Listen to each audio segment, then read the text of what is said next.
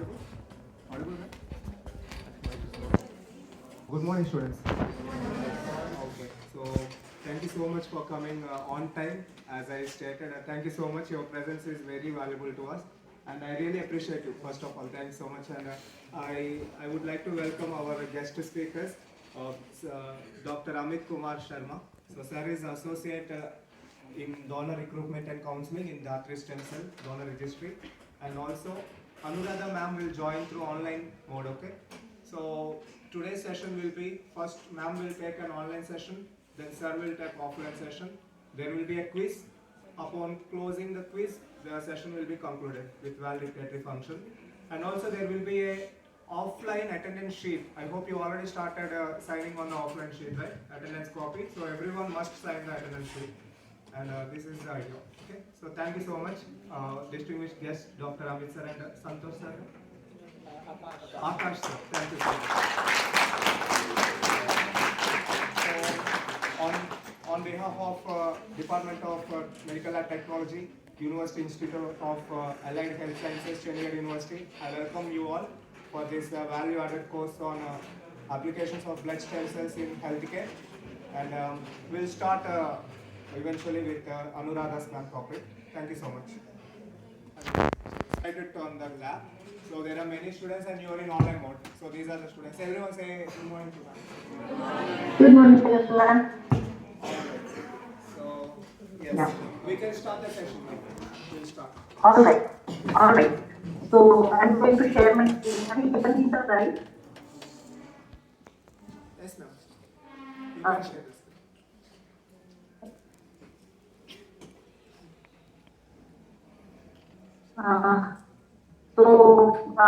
Good morning, everyone.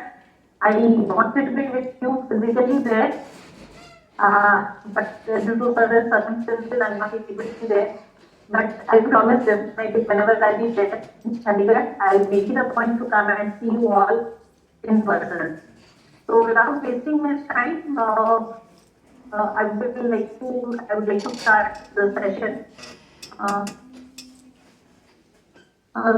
Can you see my screen moving? Slides changing? Please go to. So I think blue. Yes, ma'am. Please go to next slide, ma'am. We'll see. Next slide. Can you change the slide, ma'am? We can see. I'm right now on my display. The screen is in India. I'm Anuradha and my colleague Amit is there, who will be interacting with you physically. So in today's session, I'll be mainly talking about Dhatri and how they're working at Dhatri. But Dhatri we call our donors as superheroes or heroes. First,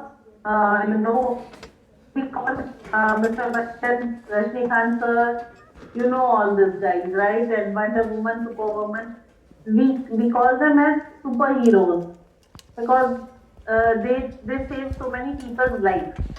But all of us know that they have the superpowers to save so many lives is on tree. They do not have real life powers. But you can be a superhero in someone's life, in a real life. And to be a superhero in someone's life, you need to seize the moment. That is, when you have an opportunity to donate your blood stem cells, please come forward and donate and be a superhero in someone's life. So that's why we are here to awaken the hero within you. So as I have already shared with you, some of you might have attended the session. So in India, every 6 minutes, somebody is diagnosed with blood cancer, and yearly about 135,000 people are affected with blood disorders, and unfortunately 30% are out of them 30% are children. And because I'm talking about the malignant blood disorders. Non-malignant blood disorders are not counted in this, but to share one of the non-malignant disease figures is around 15,000 children are born in India every year with thalassemia major. I'm not talking about the other non-malignant diseases, but India has the highest burden of thalassemia in the world. That is, we have the highest number of thalassemia children in India. and therefore we have the highest number of thalassemia carrier population in the world. So, thalassemia is preventable, as all of I have been discussing. Thalassemia can be prevented if two thalassemia minor people does not get married. And before getting married, you should get yourself tested for thalassemia minor, so that at the time of marriage you can ensure if you are thalassemia minor, then your partner is not, so as to prevent thalassemia major in the future generation. So please be sure, being a medical lab technology student, I expect this from you, that you get yourself tested for thalassemia minor. So as we have been discussing throughout the number of sessions, the permanent cure for this diseases is the blood stem cell transplant, or we used to call it bone marrow transplant earlier. So let us understand what is bone marrow transplant. So most of you all know we have a spongy tissue in our long bone, thigh bone, and the hip bone, where the blood stem cells are produced, and they stay there for about 100 to 120 days, and they are matured and then classified either as the white blood cells, red blood cells, and platelets. And for a person suffering from blood disorder, their faulty blood stem cells are replaced with the healthy blood stem cells of a donor, and that is how the blood stem cell transplant can give a second chance at life to a patient suffering from the blood disorders. So you have gone through all these things, but just to give you a brief, anemia is very common in female in India, is low level of red blood cells, or we call it as the low hemoglobin levels. Leukemia is high level of unhealthy white blood cells, meaning the white blood cells divide themselves uncontrollably, and since they are not mature enough to know what is their job in the system, when infection attacks, this patient have very keen chance of survival. So these patients have to undergo blood stem cell transplant as a permanent cure. Sickle cell disease, as you know, is again genetically passed on non-malignant blood disorder, wherein the shape of the red blood cell is of a sickle shape. So at both the ends, the cells are pointed, and when they flow through the blood vessels, they poke on the wall of the blood vessels, and that's why these children have severe body pain. And again, the permanent cure is the blood stem cell transplant. Thalassemia, as we have been discussing, it is abnormal hemoglobin production, or we say the life of red blood cells in this patient is of 20 to 25 days only, whereas in a normal person, the life of red blood cells, for that matter, any blood cell, is 100 to 120 days, and after 100 to 120 days, this cell gets replaced by the new one. Old ones die their natural death. But in thalassemia children, the red blood cells dies within 20 to 25 days, and therefore the children have to undergo blood transfusions every 20 to 25 days. And myeloma is another malignant blood disorder, which is of the cancerous plasma cells.